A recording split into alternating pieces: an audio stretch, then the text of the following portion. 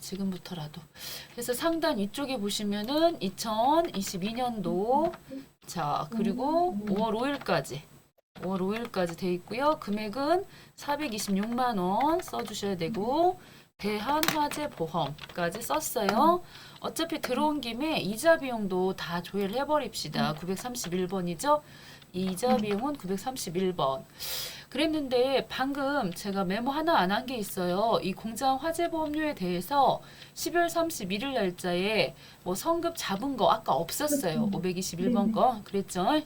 그렇게 하고 931번 거를 보니까 얘는 지금 11월 30일 거는 잘 처리가 됐어요. 어차피 이번 연도 2021년도 12월 30일까지 돼 있어서 문제 안 되고요.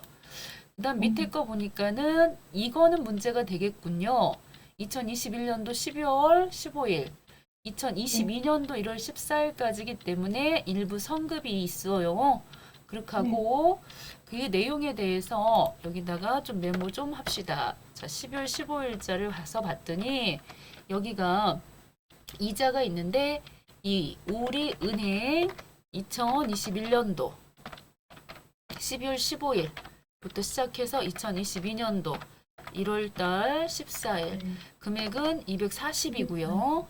그렇게 하고 240이고 밑에 내용을 보니까는 이것에 대한 미경과 이자 계상을 우리 회사에서 일부 했고만요. 성급 비용으로 잡아놓은 이자 비용이 얼마냐? 1120 빠바방. 자, 메모할 수 있는 건 싹 했어요. 자, 이렇게 싹 해가지고 나가시는 게 편하겠죠. 오셔서 이제 적요 부분이랑 넣어주셔야 되겠습니다. 적요는 여기 보니까요, 뭐 공장 화재보험료네요. 공장 화재보험. 거래처는 아까 대한화재보험. 그렇게 하고 성급비용 이 부분에서 날짜 잘 쓰셔야 되거든요. 2021년도 5월 6일, 2022년도 5월 5일까지 중에 426만 원 지급을 했는데 우리 회사에서는 하나도 잡은 게 없었죠. 그래서 0입니다. 자, 이렇게 해서 하나 끝났고요. 이만큼이 성급 비용이니까 이번 연도 비용에서 빼야 돼요. 그리고 또 한 건이 바로 밑에 이자가 있었습니다. 그래서 이자 그렇게 하고 적요 지나가셔도 되고요. 우리은행이었고 여기도 금액이 2021년도 12월 15일, 2022년도 1월 14일 정확히 써야 되죠. 지급액은 240이고 회사에서 잡은 금액도 112만 원이었어요. 그래서 이거는 문제 없이 세무 조정할 필요가 없어요. 그죠? 세무 조정은 보험료 부분만 하시면 되고 합계 등록 누르셔가지고 이번에 송금 불산입 가자. 다 비용 처리를 못하고 내년 거가 있어가지고 여기다가 제자 해서 보험료 붙여주시겠고요. 성급비용 해가지고 1458904 유보 발생으로 처리하시면 된다는 거죠. 자, 이렇게 해서 하나가 끝났습니다. 자, 어려운 거 아니고 매번 이런 식으로 나오고 있고요. 그 다음에 이제 소득금액 조정 합계표 자 닫고 자, 오셔가지고 항상 이 법인세 부분 나오는 부분은 우리가 지금 법인세를 제대로 계산하려고 하는 거기 때문에 이거는 송금 불로 가신다는 거 기본적으로 무조건 법인하고 관련된 법인세 부분 네 이거는 법인세 등 부분 6,760만 8,631원에 대해서 자, 이거는 뭘로 간다? 기타 사유 유출로 처리하시면 되겠고요. 기타 사유 유출. 그 다음에 단기매매증권 이 평가 이익에 대해서는 이 부분에 대해서는 자산의 평가 부분은요. 자, 이거는 인정을 해주지를 않나요? 그래서 무슨 말이냐면 이렇게 와서 보시면은 소득금액 조정 합계표 쭉 내용이 많이 있잖아요. 그 중에서 이 단기매매증권 평가 이익 난 부분에 대해서는 요거는 입금 불로 가주셔야 됩니다. 단기매매증권 잘 보시고요. 자산의 평가 차익 나는 부분에 대해서는 지난번에 우리는 이거를 입금으로 잡았지만 입금 불로 처리해 주셔야 돼가지고 이거 외우셔야 되는 게 일부 있어요. 단기매매증권 평가 이익 난 부분에 대해서는 빼버리신다. 그래서 입금에서 빼버리신다. 요거고요. 이번엔 요거 발생으로 가주시면 되겠고, 그 다음에 이제 자산 수중 이익도 이 부분도 이렇게 처리가 돼 있죠. 여러분들 이제 책을 쭉 보시면은 자, 어디 있을까? 이것도 외워주시면은 좋은데 입금불사님 항목 중에서 안 써놨나 보다. 밑에 내가 복사를 안 해놨나 보네요. 이것도 하나 외워주셔야 될 것이 이렇게 여기 지금 보시면 자산 수중 이익 중에서요. 2월 결손금 2천만 원 났었거든요. 2월 결손 보전한 금액이 있으면 2천만 원에 대해서도 입금 불산입으로 가시는 거예요. 다시 한번 이 자산 수중 이익하고 채무 면제 이익하고 얘네들은 입금 불산입으로 처리하신다. 이렇게 외워주시면 좋은데 단기의 대주주가 결손 보전 목적으로 기증한 1,000만 원이 있어요. 그런데 그걸 우리는 자산 수중 이익으로 영업의 수익으로 잡았거든요. 그랬을 때 이거 같은 경우는 2월 결손금에 사용된 금액이 있다면 이것도 입금 불로 처리해 주셔야 됩니다. 이것도 외워주셔야 되겠죠. 간혹 나와요. 그래서 이 자산 수중 이익도 입금 불산입니다. 금액은 1,000만 원만이에요. 2천만 원 다 쓰는 게 아니고. 그렇게 하고 이 자산 수중 이익이 영업의 수익이었잖아요. 그러면 영업의 수익은 당기순이익을 올려주는 거고 이 당기순이익은 결국 재무상태표 자본으로 가지요. 자본하고 관련되는 것은 소득처분을 뭘로 간다? 기타. 해서 기타로 가주셔야 되겠고요. 그 다음에 여기도 마찬가지 이렇게 채무면제 이익이 나왔는데요. 전기 오류 수정 이익 해갖고 전기의 대표이사에 대한 차입금이 있었어요. 대변 쪽에. 그랬는데 500을 채무 면제 받았죠. 그랬을 때 입금 산입했는데 이것도 마찬가지 개념이에요. 자산 수중 이익이나 채무 면제 이익에 대해서는 이렇게 처리된 부분이 있다면 이것도 입금 불산입으로 가신다는 거 외워주셔야 돼가지고 자 여기도 어떻게 보면 전기 오류 수정 이익으로 이렇게 처리해놨잖아요. 이 500만 원에 대해서도 이것도 입금 불산입으로 처리해 주셔야 되고 문제상에서 여기 지금 보시면 세무 조정 시 자 처리하지 아니하여 세무 조정 시 입금 산입하였고 이렇게 돼 있어요. 그러면 세무 조정할 때 얘는 유보 발생으로 처리를 했거든요. 그래서 요것도 처리하실 때 유보 감소로 가야 돼. 이거 좀 어렵죠? 네. 이런 건 안 해봐가지고 좀 어려울 수가 있어요. 자, 그 다음에 이제 마지막에 하나 나와 있는 부분이 있는데 여기 아까 금방 채무 면제 이익이 500만 원 지난번에 유보 발생이었으니까 이번에 유보 감소로 처리한다 이렇게 보셔도 되고 그 다음에는 이 토지 부분에 대해서도 1억가요 시가가 그랬는데 이 대표 이사에게 7천만 원에 매각을 했잖아요. 그러면 이 차이 나는 게 3천만 원 차이가 나죠. 그랬을 때 요 시가하고 거래 금액 차이 나는 거가 5% 이상이거나 혹은 3억 원. 이 3억 원 이상인 경우, 3억 원 이상인 경우에는 어떻게 된다?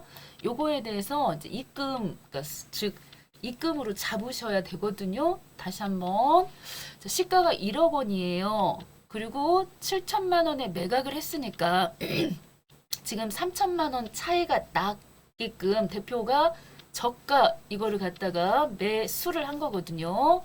그랬을 때는 5% 이상, 이 차이가 5% 이상 나거나 혹은 뭐 3억인데 금액으로는 3억인데 이 5% 이상 훨씬 넘는다는 거거든요. 왜냐하면 1억분의 지금 밑에 분모가 1억이고요. 위쪽에 분자가 이 차이 나는 3천이거든요. 이렇게 3천. 이렇게 해보시면은 이 퍼센테이지 내보면 이게 30%잖아요. 30% 차이가 나거든요. 그래서 5% 이상 차이가 나기 때문에 결국 그 3천만 원에 대해서는 입금을 잡으셔야 된다.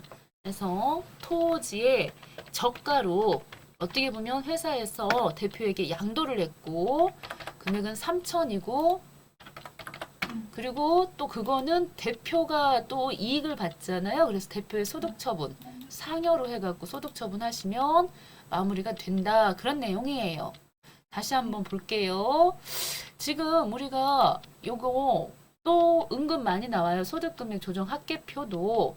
그래서 내용을 쭉 정리를 해봤는데 잘 아시다시피 법인세 등 나오면 무조건 송금 불이었죠. 네. 그리고 기타 사회 유출이었고요. 네. 그리고 임원 상여금 규정 외에 받으셔도 송금 불산입하는 거 아시죠? 직원이야 사용인이야 상관이 없지만 소득 처분은 상여로 갔고 그 다음에 나머지 장애인 전용 주차 뭐 이렇게 과태료 나온 부분들 다 과태료 나온 부분들 이런 것들은 다 송금불인 거 아시죠? 네. 그리고 사업과 관련이 없는 것들도 마찬가지였고 연체료는 그거는 해줘요. 송금 인정해주지만은 가상금 나오는 것들 그리고 토지 취득세도 이것도 어떻게 가야 되냐면 토지로 가야 되잖아요. 이거 토지 취득세 세금과 공과금 같은 거 잡으시면 송금 불산입으로 간다는 거 앞에서 이미 여러 차례 해보셨을 거예요. 그래서 이렇게 단독 문제로도 나오고 우리가 세무, 그러니까 세금과 공과 쪽에서도 나왔던 부분들이어서 토지 취득세는 자산하고 관련돼 있기 때문에 유보 발생으로 간다는 거. 네. 이 부분은 잘 됐고요. 그 다음에 입금 불산입 중에서 잘 나오는 것 중에 미수 수익이 있어요. 우리가 아직 이자 수익이 발생했을 때, 못 받았을 때 대변 쪽에 이자 수익, 차변 쪽에 미수 수익 해갖고 입금으로 잡았다 이런 내용들이 있거든요. 그런데 문제상에 뭐라고 나오느냐면 당연히 이자 수익 잡고 미수 수익 잡는 게 뭐가 잘못됐냐. 그게 아니고 이 이자 수익이 원천징수 당할 거예요. 그쪽에서 우리 줄 때 세금 떼고 줄 거란 말이에요. 그럼 세금을 안 내도 되는 거잖아요. 이미 냈잖아요. 네. 그래서 그럴 때는 입금 불산입으로 간다고.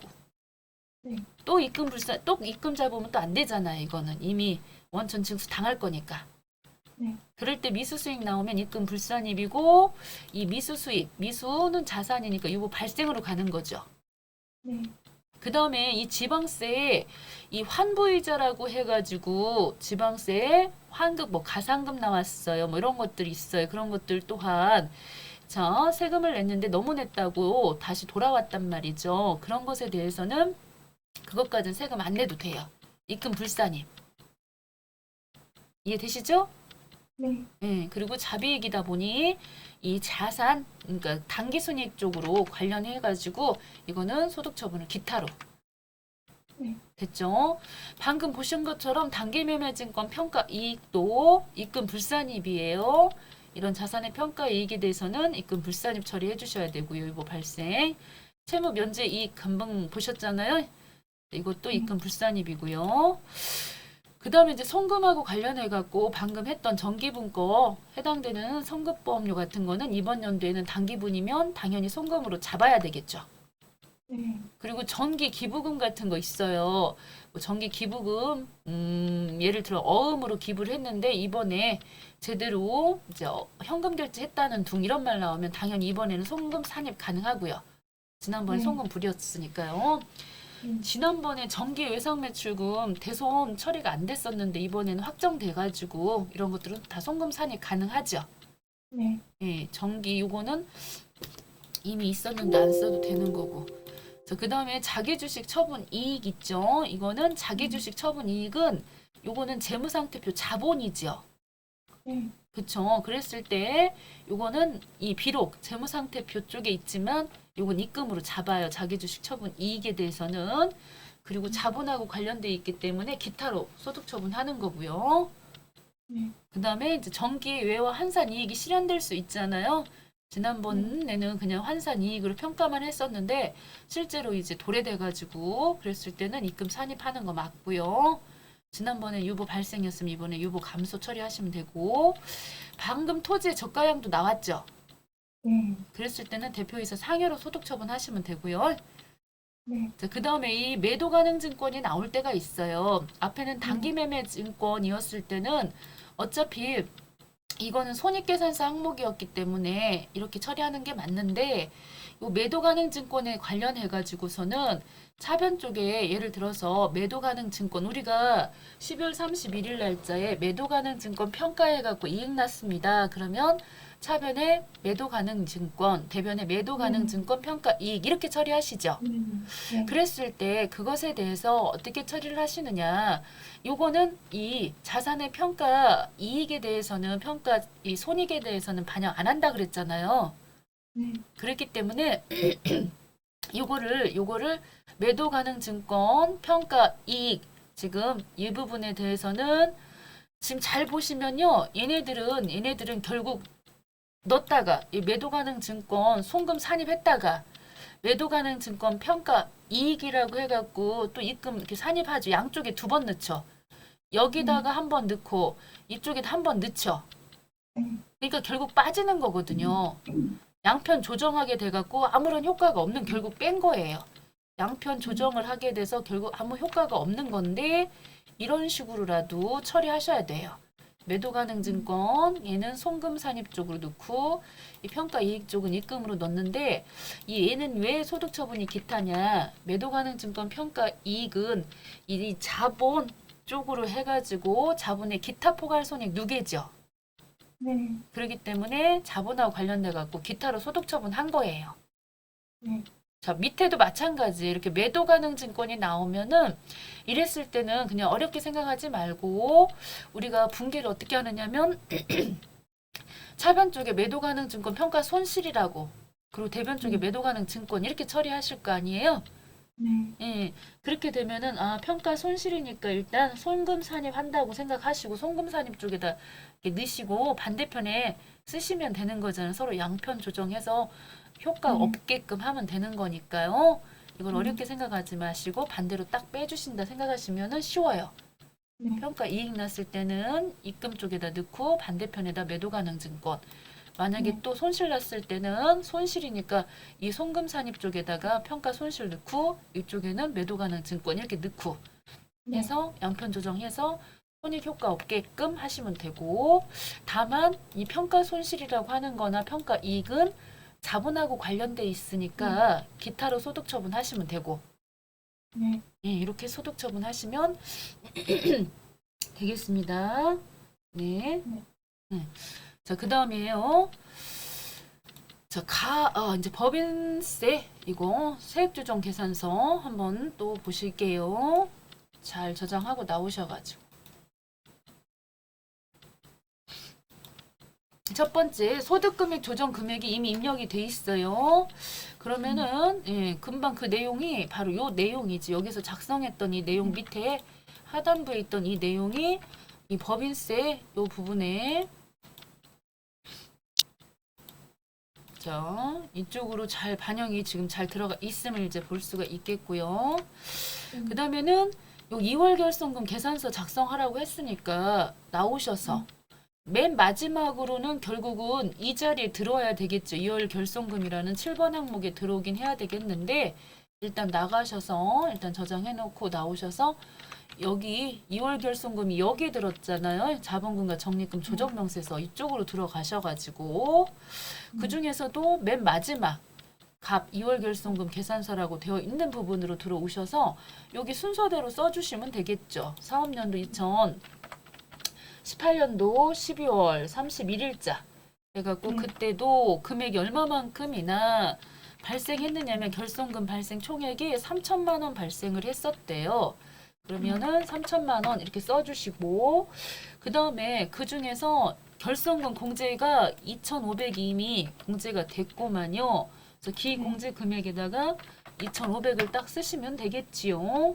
이렇게 쓰시고 쭉 오셔서 보시면 자 이제 남아있는 금액이 지금 500만 원 남았죠. 그러면 보전 금액 쪽에다가 여기다가 500만 원 이렇게 넘겨주시면 되겠어요. 이게 지금 500만큼이 남았다고 처리하시면은 2018년도 거 끝난 거예요. 네. 자, 그 다음에요. 또 다시 오셔갖고 엔터로 해 넘어가더라고요. 2020년도 12월 31일자에 또 쓰셔가지고 이번에 또 1,500이 발생했죠. 그럼 여기다 1,500을 또 딱 써주셨죠. 이렇게 써주시고 단기 이번에 공제되는 금액이 지금 보시면 밑에 있지요. 위의 결손금 잔액은 자, 대주주가 결손 보전 목적으로 기증한 자산 수준 이익 1,000만 원을 상기하기 전의 금액이며 이번에 그러니까 1,000만 원 여기 지금 단기 공제 금액 1,000만 원을 공제한다는 뜻인 거죠. 공제하기 전 금액이니까 1,000만 원 넣고 나면요 1,500에서 1,000만 원 뺐으니까 얼마 남았어요? 500. 500 이렇게 500 있다고 해서 지금 보전되는 금액은 결국 이제 1,000만 원이 또 넘어가는 걸로 보시는 거거든요.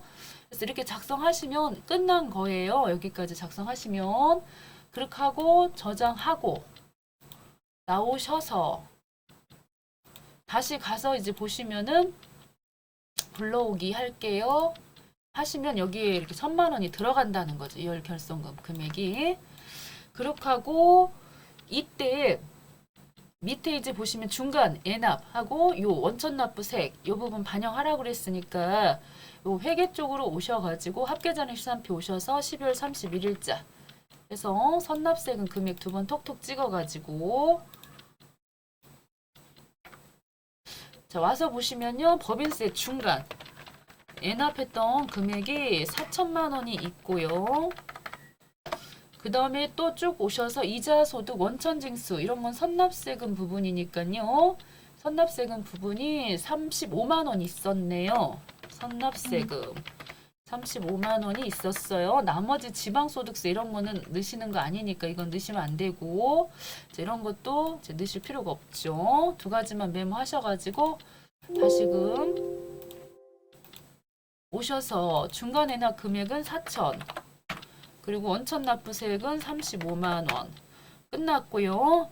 쭉 내려가지고 분납할 금액이 1,000만 원이 훨씬 넘었죠. 그러면은 이때 금액이 2천만 원 넘다 보니 2천만 원 넘으면 반반씩 부담해야 되니까 여기다 금액 이렇게 위에 써져 있는 이 금액만큼만 넣어주셔서 마무리하시면은 386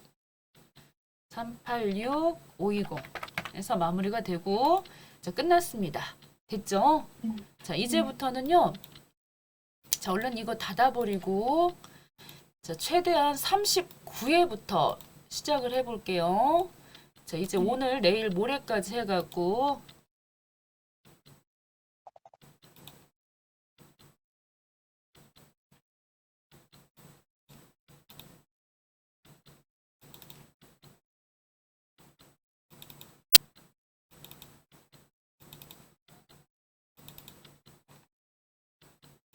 최대한 많은 양의 문제를 풀어주시면 좋거든요.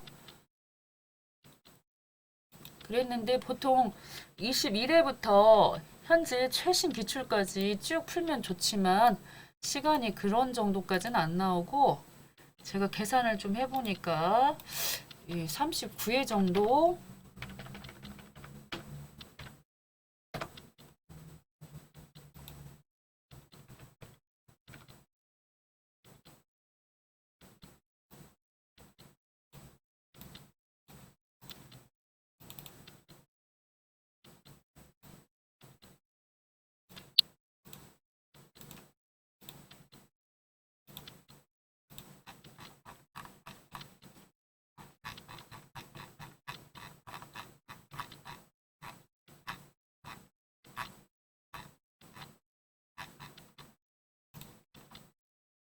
자, 회사 코드부터 상단에 광성으로 바꿔주시겠고요. 네.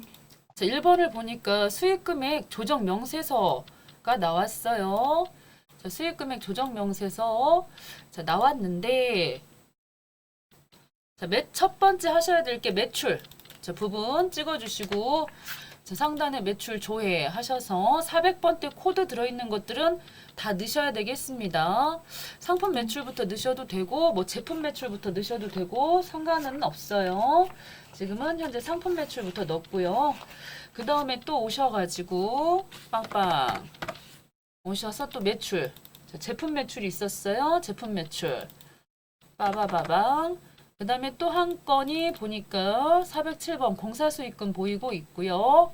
자, 나머지에 대해서는 잡이익 같은 거 부분에 혹시 제품하고 관련해서 뭐 부산물 매각이나 뭐 이런 게 있다고 하면 930번 넣을 수 있는 부분인데 지금 내용으로 봤을 때는 공사하고 관련된 부분에 대한 게 나올 거기 때문에 그런 내용은 없었고요. 지금 이런 상황에서 자, 운정 오피스텔 신축하는 거하고 동대문 쇼핑몰하고 신축을 합니다. 그러면 이게 지금 언제적 문제인가 봤더니 19년도 문제니까 19년도 기준으로 해서 봐야 되겠고요. 중간에 이렇게 2019년도 7월 30일 날 공사가 끝나는 거는 당연히 손익계산서에 다 반영돼 있어요. 그래서 이거는 안 보셔도 되고 중간에 이렇게 걸쳐가지고 2020년도 7월 30일까지 이 동대문 쇼핑몰 신축하는 건에 대한 것만 2019년도 수익으로 얼마만큼을 잡아야 될 것인지에 대해서 여기다 적어주셔야 되는 것이고요. 밑에 보시면은 얘는 공사니까요. 작업 진행률에 따른 수익 금액 물음표 누르셔가지고 들어가셔야 되겠죠. 해서 공사 이름은 동대문 쇼핑몰 신축 도급자는 주 동대문 물산이고요. 그리고 2018년도니까 15년도 1월 1일, 95년도 1월 1일 이후분 전체적인 금액은 얼마에 지어주기로 했느냐면 그쪽에서 우리한테 요구할 때 35억, 3500 이렇게 35억에 지어달라고 했어요. 그러면 우리도 남겨야 되니까요. 우리는 이거를 30억에 지을 예정이에요. 총 공사비 예정 금액이 30억에. 그래서 5억은 남겨 먹을 생각인데 일단 여기가 이렇게 30억을 넣으셔야 되겠죠. 총 공사비 잠깐만요. 이게 아니다. 총 공사비 예정이 30억이라는 것이고 여기가 30억이라는 것이고 그 중에 우리가 지금 당해년도 총 공사 누적액 해가지고 9억이죠. 여기 밑에가 이렇게 지금 보시면 9억 이게 지금 총 공사비 누적 금액이 여기가 9억인 것이고요. 자 이렇게 돼야 되겠어요. 그러다 보면은 밑에 이제 퍼센테이지가 나왔는데 30억 분의 9억 30억 분의 9억 거 지금 현재 진행이 30%가 됐다는 거죠. 여기까지는 이해가 되셨나요? 네, 35억에 지금 지어주세요 그랬는데 우리 회사는 이거를 총 공사비를 30억을 잡고 있고 현재 9억만큼 진행이 되어서 30%가 진행이 된 거예요. 그렇게 되면은 이미 일울성 해서 여기 현재 35억 곱하기 30% 해가지고 지금 나온 금액이 이만큼이 우리 회사에 지금 수익으로 잡혀 있어야 돼. 매출 어떻게 보면 매출액이라는 개념으로 봐야 되겠는데요. 그랬는데 우리 회사에서는 얼마로 지금 잡았느냐면 지금 지난번 정기말까지 7천 잡고 단기 손익계산서 수익 금액으로 9억 3천을 잡았으니 다 더해 보시면요 10억이지요. 네. 그래서 여기 정기말 수입 계상액 그리고 회사 수익 계상액 이렇게 나와 있네요. 네. 그럼 여기다가 정기말은 7천이고 밑에는 현재 단기 거는 9억 3천이고 자, 이렇게 넣어주신다는 거죠. 그러면은 여기 조정 금액이 이만큼이 떴어요. 5천만 원만큼을 우리는 입금으로 잡아야 되겠죠. 왜냐면 이렇게 잡았어야 되거든요. 10억 5천만큼을 지금 매출로 잡았어야 하는 건데 수익 금액으로 잡았어야 하는 건데 요 두 개 잡아보니까 10억인 거예요. 그래서 5천만큼을 우린 더 입금으로 잡아야 된다는 것이었고요. 빠져나오셔가지고 공사 수익금이니까 가산 항목에다가 5천을 추가적으로다가 보태야 되겠죠. 네. 그렇게 하고 이 합계 등록 쪽에 오셔갖고서는 입금 쪽에다가 잡아주시면 되는 거죠. 공사 기성부 차액 해갖고 5천만 원 여기다 써주시면 됩니다. 자 해서 5천 이렇게 넣어주시고요. 현재로서는 유보 발생까지 처리해 주시면 끝나요. 네. 됐죠? 자 이렇게 그래서 두 가지 중에 어떤 걸 넣고 어떤 걸 넣지 말아야 되는지 그 해 끝난 것들은 이미 다 반영돼 있고 중간에 걸쳐 있는 것들은 기성구를 계산해야 되는 것이었고요. 자, 이번에 쭉 내려오셔가지고 감가상각비. 자, 여기도 마찬가지입니다. 감가상각비가 나오면은 항상 고정자산 등록부터 각각 하셔야 되겠고요. 자, 회사계상 상각비 수정 입력하라고 돼 있고, 이것도 많이 해봤어요. 자, 네. 들어가셔갖고, 자, 감가상각비 쪽이면 이쪽 고정자산 등록으로 와서 기계장치면 206번이고 코드번호 201번 자산 뭐 기계장치 쓰시고 취득 2019년도 7월 1일자예요. 이게 19년도 문제이기 때문에 항상 신규 취득으로 간다는 거죠. 19년도면 5천만 원이고요. 정기가 없고요. 내용 연수 지금 5년으로 돼 있네요. 제조니까 공장이니까 1번 찍을 것이고요. 그 다음에 단기 회사 계상 상각비는 1127500 해가지고 잘 들어왔어요. 그런 다음에 또 밑에 거 비품 갈게요. 212번 비품, 코드번호 301번, 자산일은 비품, 취득일 2017년도 1월 1일, 기초가 300, 그 다음에 125만 원 됐고, 내용연수가 5년, 그쵸? 5년 넣고, 여기는 판관이니까 800번이고, 쭉 오셔서 사용자 수정 이런 얘기는 여기 단기 회사 감가상각비가 50만 원이라고 돼 있었기 때문에 사용자 수정 눌러서 50만큼만 지금 반영을 했다는구만요. 됐죠? 여기까지는 늘 자료 다 넣었고요. 그 다음에 이제 슬슬 내용을 하나씩 봐야 되겠는데, 자, 이때 기계장치 부분에 있어서 취득하면서 지출한 자본적 지출액이 500만 원이 있었는데 수선비로 회계 처리했대요. 그러면은 기계장치 오셔가지고 이 기계장치에 대해서 지금 즉시로 비용 처리한 거죠. 네. 그래서 이런 것들 우리는 뭐라 그래요? 자본. 그쵸, 자본 지출, 그러니까 즉시 상각, 자본 지출 즉시 상각 해갖고 여기 이제 500만 원을 잡아버리면은 이렇게 500을 잡아버리면은 금액이 이번에 아무래도 줄어버리겠죠. 여기서 비용을 많이 잡았으니까요. 해서 우리는 이제 너무 많이 잡은 걸로 송금불산이 나오겠는데요.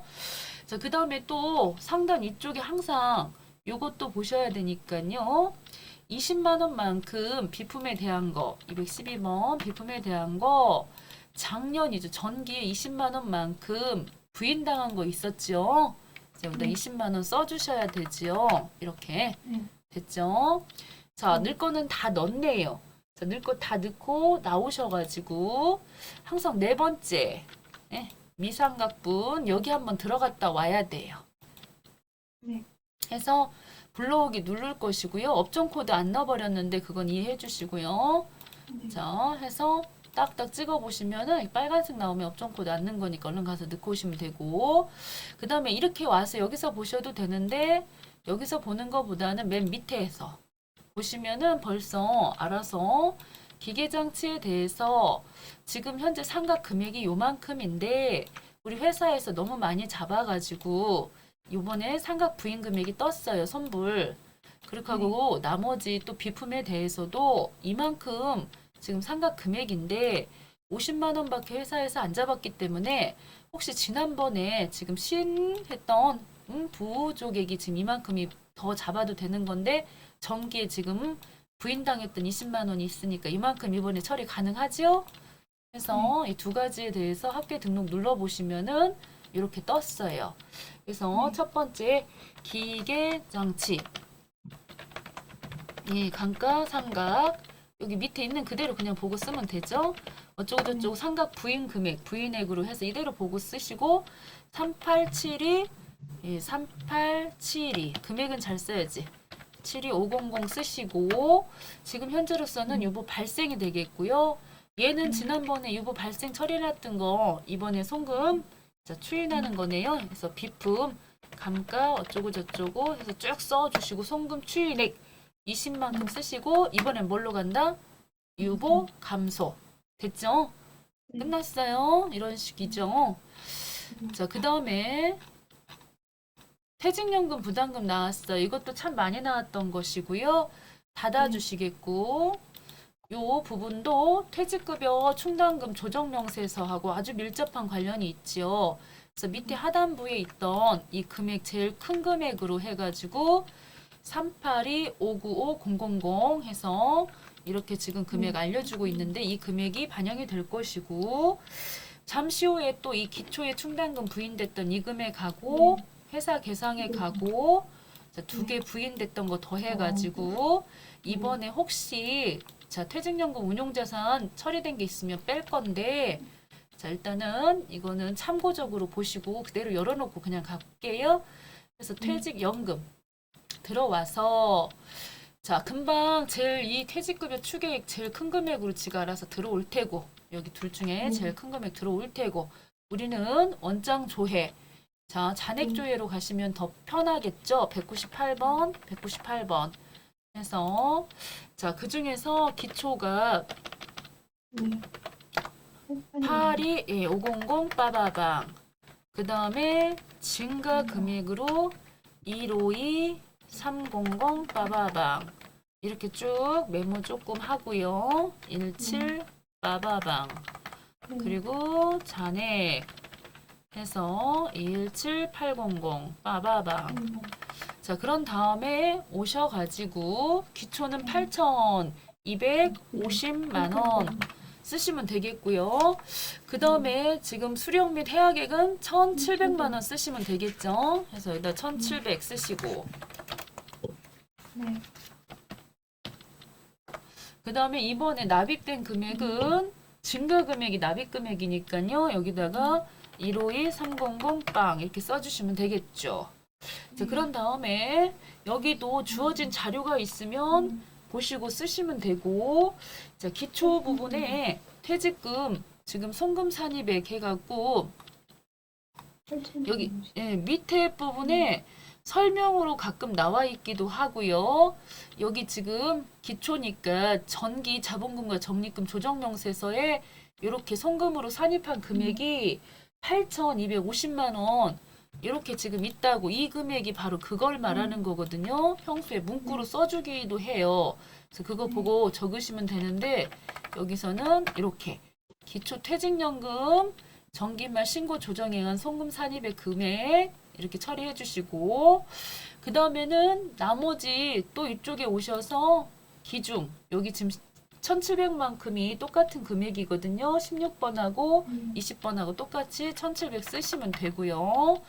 보통 이 정도 나와요. 이 14번 정도가 이렇게 문장으로 있기도 하고 이런 식으로 나오기도 한다는 거 꼭 조심하시고 그 다음에 이제 상단에서 우리가 지금 챙겨줘야 될 게 이거예요. 4번 금액. 말 그대로 퇴직급여 충당금 부인된 게 얼마냐 이걸 쓰셔야 해가지고 이거는 방금 열었던 것 중에 충당금 부인됐던 게 기초가 6,900이고 여기 회사에 계상한 것 사내 유보해 놓은 것도 다 부인되잖아요. 761 370이고요. 그 다음에 또 한 가지 이제 확인할 게 있다면 방금 그 1,700만큼에 대해서 1,700만큼에 대해서 가서 한번 조사를 한번 해보는 게 좋겠죠.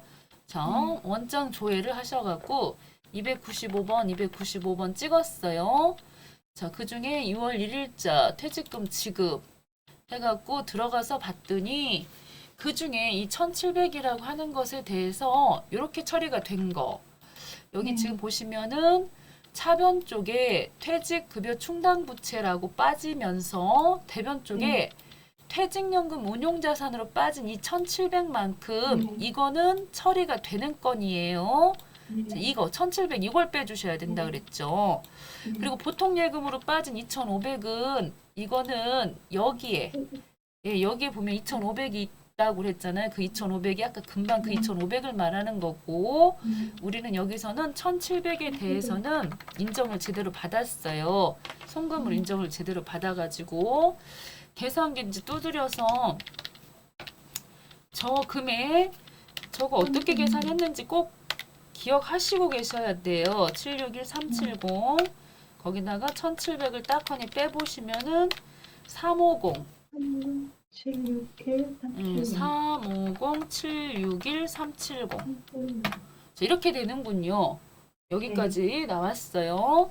그러면은 잘 끝났기 때문에 상단에 이제 합계 등록을 누르셔서 자, 첫 번째는 요 단기 퇴직 예치금 납입한 네. 금액에 대해서는 송금으로 가주신다는 거 송금 네. 처리해 주시면 되겠고요.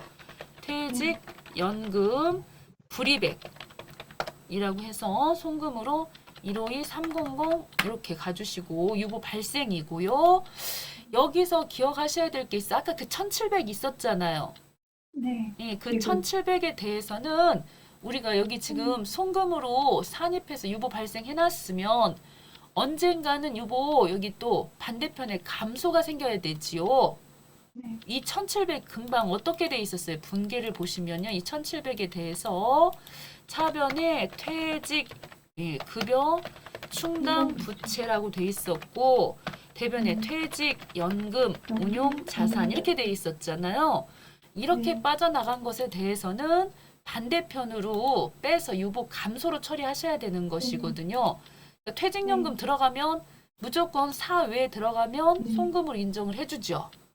대신에 네. 언제 감소를 하느냐면 이런 식으로 써먹었을 때는 반대편으로 빼야 돼서 퇴직연금 네. 지급액 1700 해서 유보 감소 이렇게 간다는 사실을 꼭 기억하셔야 돼요. 네. 그죠? 이것까지 꼭 잘 기억을 하셔야 됩니다. 자, 그 다음에 가볼게요. 네.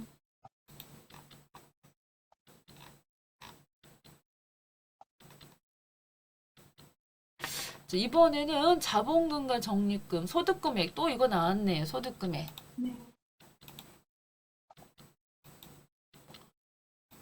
자, 무조건 일단 예, 눈에 보이는 거, 요 법인세 이 부분은 손불이다. 이거 확실히 알겠고, 그 다음에 뭐 처음부터 그냥 하죠. 뭐 처음부터 합시다.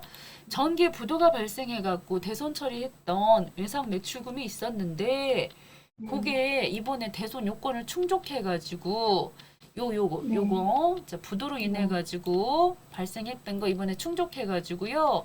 이렇게 되면 이제 비용 처리할 송금 처리할 수 있는 거죠. 네. 지난번에는 자, 이렇게 처리가 돼 있었는데 이번에 송금으로 잡으실 수가 있다. 그래서 여기다가 정기 대손 지난번엔 대손금 부인됐던 금액인데 비만 계정 인식하라는 소리는 1000원 빼라 소린 거예요. 353 999 35399. 999 더하기 353 999 더하기 1000원 그걸 남겨놔야지 이런 일이 있었다고 하는 걸 알게 될 것이고 지난번엔 유보 발생이었으니까 이번에는 유보 감소가 되겠죠. 네. 이렇게 이때는 유보 발생, 지금 유보 감소를 처리했고요. 그 다음에 저거는 항상 법인세 저 부분에 법인세. 대해서는 반대편으로 빼야 되죠.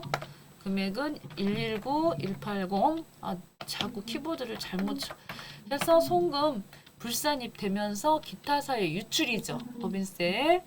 네. 그 다음에 이후 손익계산서의 잡이익 중에서 이렇게 네. 과호납금에 대한 거 가산금 68,000원 이거는 입금으로 잡지 않는다 그랬죠. 입금 불산입 잡는다 그랬어요. 그래서 지방세 환급, 예, 지방세 환급 가산금 금액은 68,000원. 이거 같은 경우는 자 지금으로서는 잡이익 이런 말 나오면요 단기 순이익하고 관련된 걸로 봐서 기타 쪽으로 가야 돼요. 기타. 자, 그 다음에 아까 말했던 이 매도 가능 증권 평가 이익 이거 나왔잖아요. 그럼 얘네들은 손익계산서 항목이 아니고 현재 재무상태표 자본에 있어요. 그래갖고 얘를 매도 가능 증권 평가니까 요 입금 산입 쪽에다가 일단은 잡으셔요. 그래서 여기다가 매도 가능 증권 평가 이익 났다라고 이렇게 지금 처리를 했죠. 그런데 이 금액에 대해서 얘네들은 지금 재무상태표 자본이니까 기타로 처리하고 반대편에다가 매도 가능 증권 쓴다 그랬죠. 네. 해서 이렇게 양편으로 조정해서 아예 없던 일로 만들어 버리시는 것이다.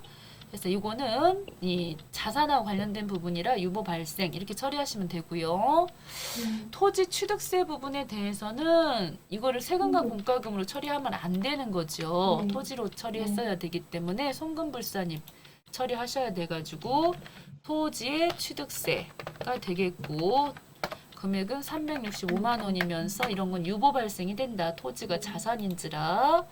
그리고 납부 지연에 의한 연체자가 붙은 거는 처리 안 하셔도 된다 그랬어요. 뒤에 가상금만 보시고 네. 해버리면 안 돼요. 항상 네. 연체료 이렇게 이런 연체말 들어가면 얼마나 돈이 없으면 못 냈을까 이렇게 안타깝게 생각하시고 넘어가시라 그랬죠. 네. 자, 이렇게 해서 끝났어요. 자, 그 다음에 기부금 가볼게요. 네. 자, 기부금은 저장 한번 해주시고 오셔가지고 네. 맨 끝에 있습니다. 기부금. 자, 오셔서 물음표 한번 누르셔가지고 계정별 원장 데이터 불러오시고요. 네. 그런 다음에 여기서 자, 한국대학교 법정은 당연히 법정 기부가 되겠고 요 문제 중에 여기 그냥 읽어보시면은 바로 이것도 법정으로 가려고 했었으나 여기에 어음 기부라는 말이 있어가지고 어음 같은 경우는 현금으로 기부되기 전까지는 기타로 처리하셔야 돼가지고 이거 기타가 되겠네요. 네. 자, 어음은 기타로 가주셔야 되겠고 장학재단은 지정으로 가주셔야 되고 향후에는 기타지요. 향후에는 기타고 네. 그리고 여긴 또 지정이에요. 자, 이렇게 처리를 먼저 하셔야 되겠죠. 그리고 여기 지금 보니까 종교단체 해갖고 천주교 요게 있었는데요. 요 부분. 이 부분에 대해서 지정으로 처리를 했는데 요 원가와 시가 중에서 이게 지금 특수관계가 있나 없나 이 부분 확인해야 되는데 특수관계가 있다 그랬으면요. 원가와 시가 중에서 맥시멈이거든요. 큰 금액. 그래서 시가 7천으로 처리를 하셔야 되고 특수관계가 아니면 그냥 원가로 처리하시면 되는데 때로는 원가가 금액이 더 크게 보일 수도 있어서 맥심을 아까 하는 거거든요.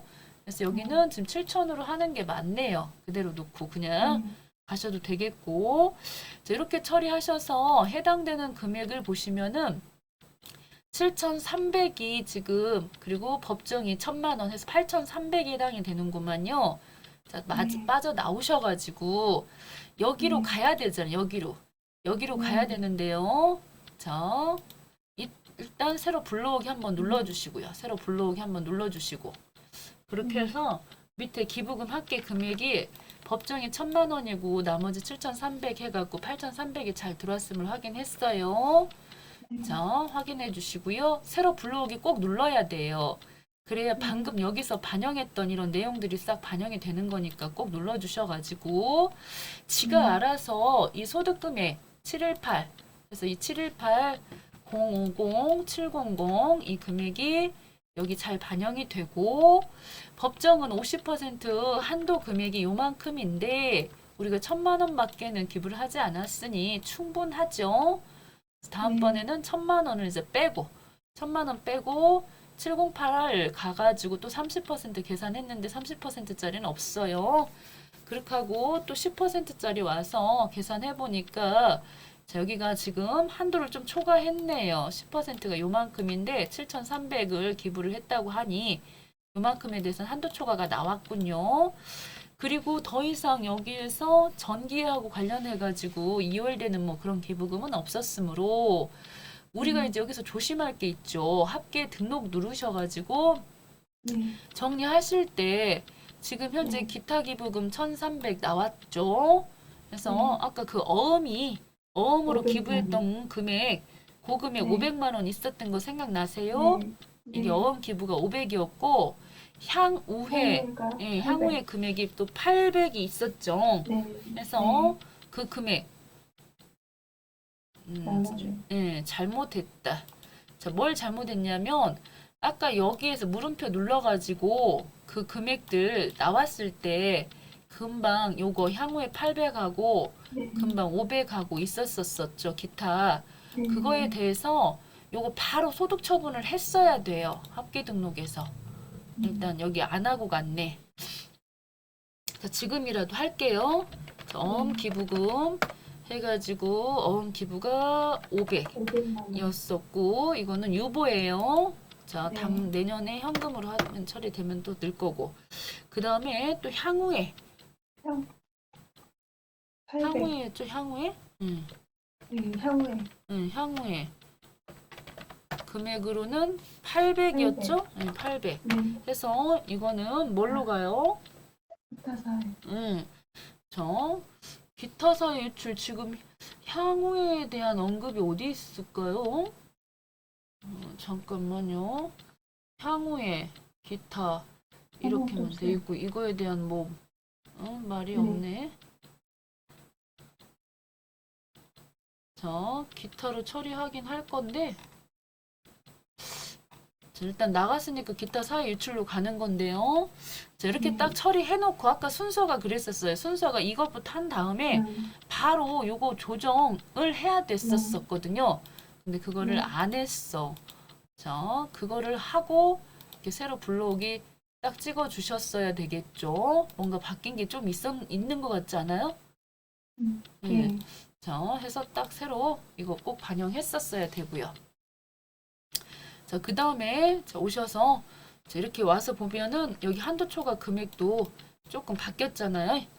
자, 네. 이걸 빼먹어서 그래. 이걸 반영을 해가지고 계산 들어갔어야 되고, 그 다음에는 순서대로 여기까지 이제 지금 오셨으면은, 자, 법인세 과세표준 저장해 주시고 가주시면은 이 한도 초과 금액이 요 불러오기 찍었을 때 기부금 한도 초과 금액이 이렇게 반영돼야 돼요.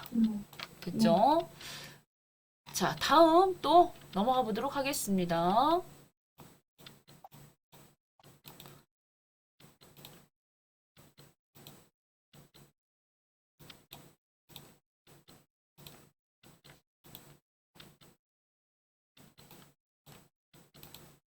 지난번에 한 번인가 코로나 때문인가 시험을 안 봐가지고요. 40회가 없어요.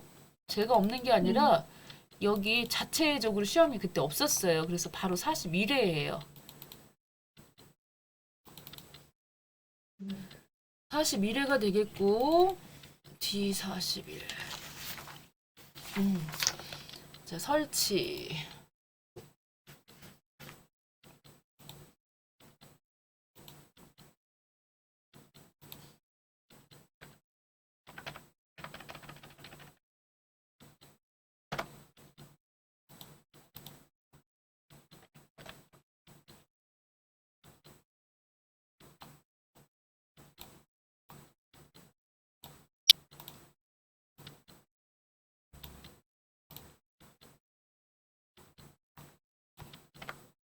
자, 회사 바꾸겠습니다. 5일 산업으로 해가지고 자, 회사 바꿨고 자, 여긴 또 어떤 문제가 나왔을까요?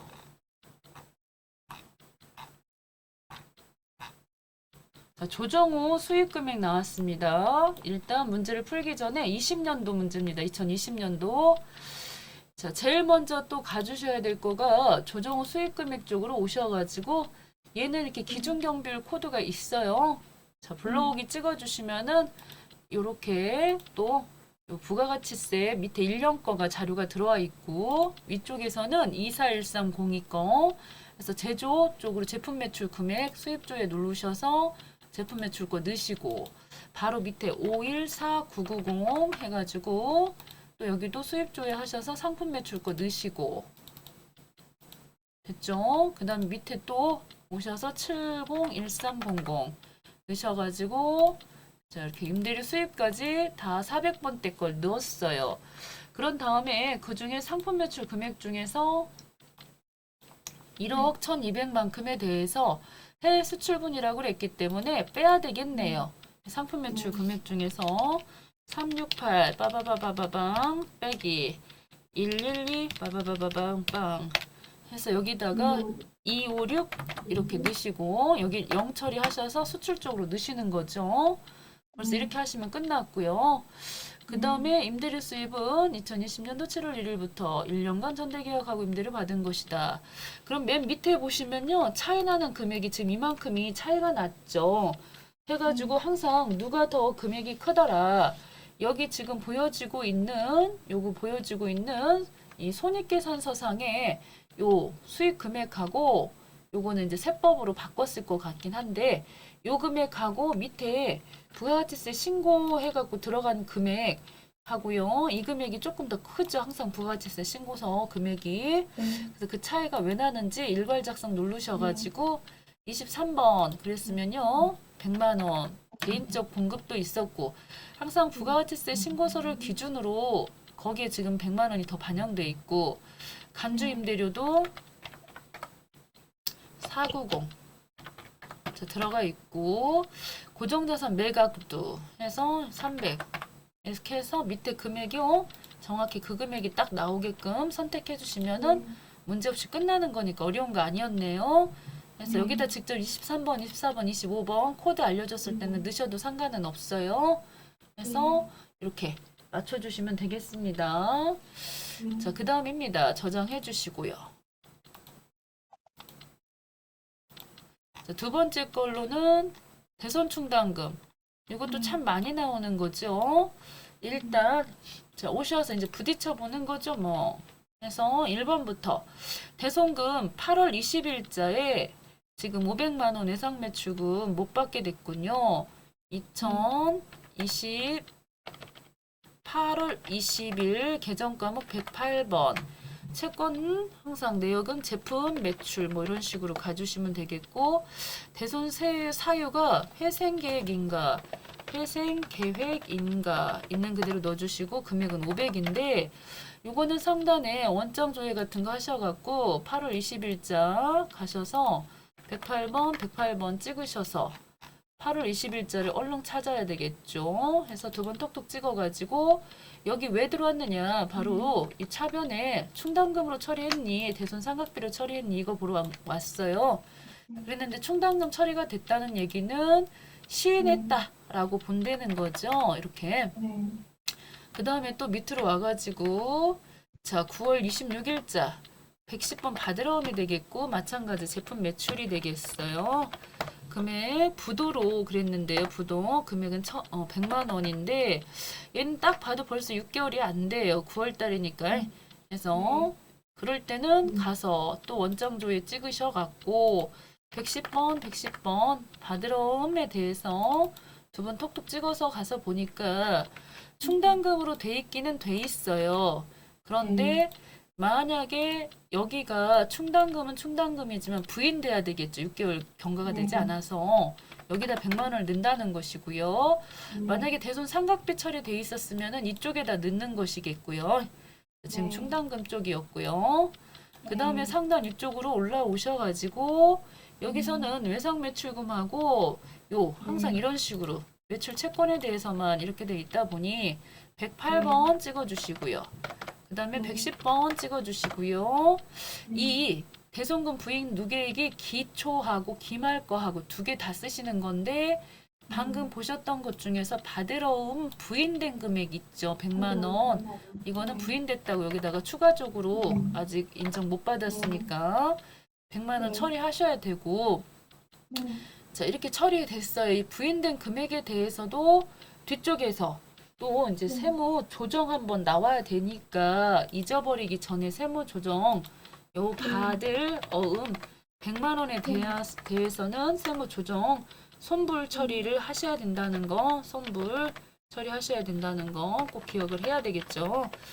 자, 그 다음에는 이렇게 이것까지 합쳐진 금액으로 해서 상단 위쪽으로 올라가겠죠. 됐죠? 여기는 뭐 할인 이런 내용들이 할인원 뭐 이런 내용들이 있으면 넣으시는 거고 별다른 얘기가 없었어요. 그러면서 실적률 해서 설정률로 되어 있으니까 오셔서 실적률로 정확히 바꿔주시는 거 어려운 거 아니니까 꼭 체크하시고요. 여기서의 핵심 포인트는 항상 잔액조에 찍으셔서 108번부터 시작해서 111번까지 오셔가지고 이때 자 충당금 기초가 900이군요. 800하고 밑에 100만 원 있어서 그리고 증가 부분에는 요 두 가지를 또 메모를 19 23800 1677 빠바방 해가지고 20 900 800이고요. 또 감소 그래서 600만 원인가요? 하고 기말 잔액도 쓰긴 써야 돼요. 800. 예, 그쵸. 1677 해가지고 계산해 보니까 23 900 800 이렇게 됐어요. 그래서 여기 단기 계상액이 증가액을 말하는 거니까 20 900 800 썼고요. 이 개 부분이 기말을 말하는 거죠. 그래서 보충이 300이 나온다는 거죠. 이 보충. 이 개가 기말이라는 걸 알아야 이거 보충을 쉽게 찾죠. 기초는 900인 거고. 그리고 충당금 부인됐던 거는 여기 지금 대선 충당금 한도 초과해가지고 지난번 부인됐다고 여기 240만 원 있지요. 네. 그래서 여기 240만큼 썼어야 되겠고요. 자, 그러면은 다 끝났네 이제. 다 끝났고 이제 정리를 해야 되겠죠. 학교 등록 누르셔가지고 첫 번째 자료 1번 외상매출금 지난번에 여기 1000만 원 보이는 게 있어요. 그랬는데 이게 이번에 소멸시효가 완성됐으니 이 1000만 원에 대한 거는 송금 산입 잡으실 수 있겠죠. 자, 여기다가 잘 넣읍시다. 하도 지금 정리할 게 많네요. 대손 충당금 송금 추인된 거 금액 1000만 원짜리 넣으시고 지난번에는 유보 발생이었으니까 이번에 유보 감소로 해서 이거 깔끔하게 없어졌고요. 그 다음에 아까 메모했던 거 있었었는데요. 요거 바드라움에 대한 것도 있었고 그 다음 밑에 이제 보시면 조목조목 지금 다 이렇게 하나씩 나왔으니까요. 일단 자 여기다가 먼저 금액을 뭐부터 써볼까? 자, 충당금, 대손 충당금 한도 초과 F부터 써가지고 한도 초과는 300만큼 이번에 유보 발생이 되는 것이겠죠. 그 다음에 여기 지금 보시면은 지난번에 전기에 240만 원 한도 초과라고 해가지고 240만 원 해놨던 거 있죠. 여기 이렇게 과다한 200. 이번에는 자 전기 거 이번에는 송금으로 산입할 수 있는 거니까요. 여기 전기 대손 충당금 송금 추인된 거 그래서 240만큼 자 이거는 유보 이번에는 지난번엔 발생이었으니까 유보 감소로 처리해 주셔야지 이네들 깔끔하게 정리됐고요. 그 다음에 또 이쪽에다가 또 100만 원짜리 또 하나 쓰셔야 되겠죠. 100만 원짜리 대손금 부인됐던 금액 받으러옴에 대해서 100만 원 써주셔야 되겠죠. 유보 발생 이렇게 쓰시면 되겠죠. 그래서 여기서 네 가지가 잘 나와줘야 됩니다. 자, 몇 시예요?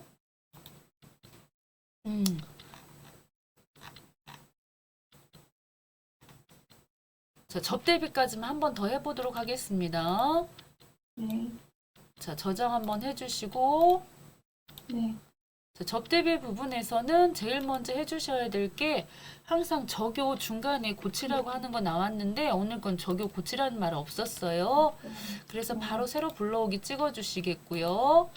그런데 그 중에서 접대비 중에 특수관계인에 대해서 평소에는 금액을 알려주는데 거래처 원장 가서 조회하라고 그래가지고 거래처 원장에 오셔서 1월 1일부터 12월 31일까지 계정 과목은 매출이니까 404번으로 가주셔야 되겠네요. 그래서 거래처 경기전자 경기전자 가보니까 2억 원이 이렇게 보이고 있습니다.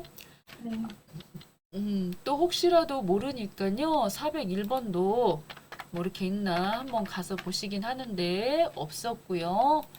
그래서 여기 지금 2억 원을 이렇게 써주셔야겠죠. 별도로. 그 다음에 광고 선전비 접대비가 250만 원이 있었습니다. 그러면 여기다 833 코드 번호를 직접 써야 됩니다. 이거는 미리 가서 조회하셔가지고 광고 선전비로 돼 있는 금액이 610만 원이지만 접대비로 쓴 건 250이라는 소린 거니까 이렇게 쓰시고 밑에 또 250을 또 고쳐야지요. 엉뚱하게 610으로 해놓으면 안 되니까요. 그 다음에 이 접대비 중에서 이런 식으로 증빙 누락분하고 대표이사 사적 경비하고 그래서 두 개 전부 더하셔서 항상 요게 800번이면 판매비와 관리비 쪽에다가 260을 써야겠지요. 260. 네. 그러면은 260을 썼으면 우리가 해줘야 될 것이 뭐냐면 밑에 있던 16번에서는 260을 전부 다 뺀다는 거예요. 예, 다 빼야 돼요. 그래서 260을 다 빼주시고 자 계산이 똑 떨어지지가 않아서 자 빼보니까 29 29 880 이렇게 됐고요. 그 다음에 밑에 15번에서는 신용카드 미사용만 꼭 뺀다는 거 잊지 마시고 신용카드 미사용은 증빙 누락분인 40만 원만 뺀다는 소리지요. 40만 원만 빼시면 되겠습니다. 293. 네, 2930 빠바방 이렇게 되겠습니다. 그래서 오셔서 29880 그 다음에 2930 됐어요. 그런 다음에는 이때 당시는 1만 원 초과였어요. 지금은 3만 원이지만 하고 갑지로 와서 보시면 알아서 다 계산해가지고 지금 현재 요 미사용 금액이라든가 여기 한도 초과 금액이라든가 이런 것들 합계 등록에 가보시면은 알아서 다 잡혀 있기 때문에 우리는 여기다가 따박따박 넣기만 하면 되는 것이지요. 첫 번째는 이제 카드 미사용이라고 해갖고 카드 미사용 금액이 나왔는데 293만 원 이렇게 일단 개인 사용 이거부터 정리하시게요. 여기 40만 원하고 220만 원 있잖아요. 그거에 대해서 접대비 지금 중에서는 증빙 누락분, 증빙 누락. 그래서 금액 40만큼 써주시고 이런 것들은 대표 상여. 그 다음에 또 사적 경비 뭐 이렇게 편하게 그냥 쓸게요. 그래서 220. 요것도 소득처분 상여. 두 개 다 합쳐서 밑에 260 상여로 처리하셔도 문제가 안 될 것이고 그 다음에는 신용카드 미사용 금액이라고 해가지고 293만 원 나와 있는 거 신용카드 미사용 이게 순서예요. 첫 번째가 이런 식으로 증빙 누락한 거하고 사적 경비부터 정리하고 그 다음에 신용카드 안 쓴 거 정리하고 이런 것들은 기타 사유 이출이죠. 이미 나갔어요. 그 다음 마지막 한도 초과한 거 접대비 한도 초과까지 해서 4459,100 기타 사유 유출. 자, 이렇게 저장해 주시면 되겠습니다. 자, 오늘은 여기까지 했습니다. 네.